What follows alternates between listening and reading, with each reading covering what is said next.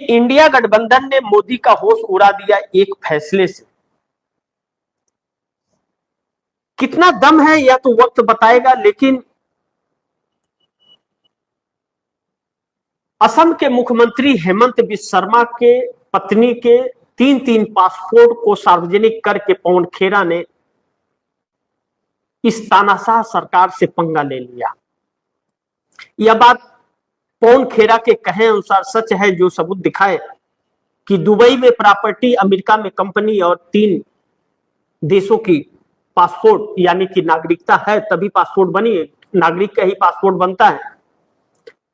ऐसे में जिस ईडी को हेमंत बिस्वा शर्मा के घर पर छापे मारने थे, उनकी पत्नी से सवाल पूछना था, उल्टा वही आसाम पुलिस दिल्ली पुलिस के पास आती है और पवन खेरा के घर में छापा मारकर पवन खेरा के पास काम कर रहे कर्मचारियों के मोबाइल जब्त कर लेती है। पवन खेरा असम में ही है, उनको गिरफ्तार कर लेना चाहिए था। पवन खेरा ने कल भी कहा, मैं असम के गुवाहाटी में इस वक्त हूं, आओ मुझे गिरफ्तार करो। उसे नहीं किया, छापा मराया गया दिल्ली में। इससे यह लगता है कि कितनी डरी हुई है भारतीय जनता पार्टी।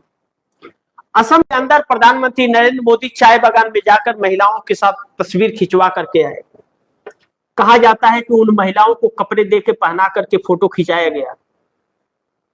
वह महिलाएं तैयार नहीं थी, उनको तैयार किया गया और उसके बाद अपने आप गुनगुनाए और चल दिए। यानी कि तस्वीर से एक संदेश, धोखा देना था असम को।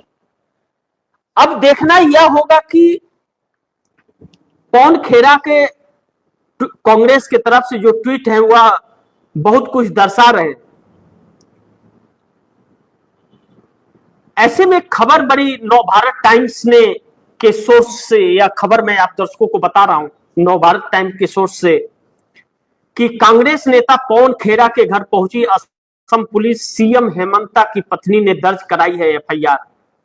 पवन खेरा हाउस रेड। असम विधानसभा चुनाव के बीच बड़ी हलचल सामने आई है। असम पुलिस ने कांग्रेस नेता पवन खेरा के घर पर छापेमारी की है। पुलिस ने यह कार्रवाई हेमंता बिस्वा शर्मा और उनकी पत्नी पर लगाए गए आरोपों के बाद मिली शिकायत के बाद की है। पवन खेरा ने शर्मा की पत्नी रिंकी भुइयां शर्मा के पास 3 पासपोर्ट और विदेश में संपत्ति होने का आरोप लगाया है। तो यह तो हेमंत बिस्वा शर्मा के पत्नी के पास जाना चाहिए था छापा मारने के लिए कि आपके पास पासपोर्ट है, दिखाओ। वहां तलाशी लेना चाहिए थी, लेकिन वहां नहीं गई। अजय झा कहते हैं, लिखते हैं एक्स पर, रिपोर्टर हैं, कि ब्रेकिंग खबर दे रहे हैं कि कांग्रेस मीडिया विभाग के प्रमुख पवन खेरा के घर असम पुलिस पहुंची। साथ में दिल्ली पुलिस भी मौजूद है। पुलिस ने निजी स्टाफ के फोन भी जब्त कर लिया है। फिलहाल पवन खेरा अपने निजामुद्दीन आवास पर नहीं मौजूद है। निजामुद्दीन में रहते हैं पवन खेरा, वहां पर मौजूद नहीं थे, वह असम में है और वहां पर छापा मारा गया था। अब महत्वपूर्ण यह है कि जिसके ऊपर एलिगेशन लगा है, चोरी का आरोप लगा है, वहां जाकर के नहीं देख रही है कि चोर कौन है, चोरी किया है कि नहीं किया है। जो आरोप लगाया उसके घर छापे मार रही है कि इसने कैसे लगा दिया। इसे डर नहीं तो और क्या कहें। अब जब यह सरकार डरी है, बैकफुट पर है, तो ऐसे में नीतीश का अस्तित्व दांव पर लगा हुआ है और चंद्रबाबू नायडू चिंतित हैं कि नीतीश के बाद उन्हीं का नंबर है। तो यह बात समझ नहीं आती कि आखिर क्यों यह लोग मोदी के साथ हैं। दर्शक भी अपने कमेंट में लिखते हैं, यह सुन करके पक गए, आखिर ऐसी क्या मजबूरी है कि वह इनके साथ जुड़े हुए हैं।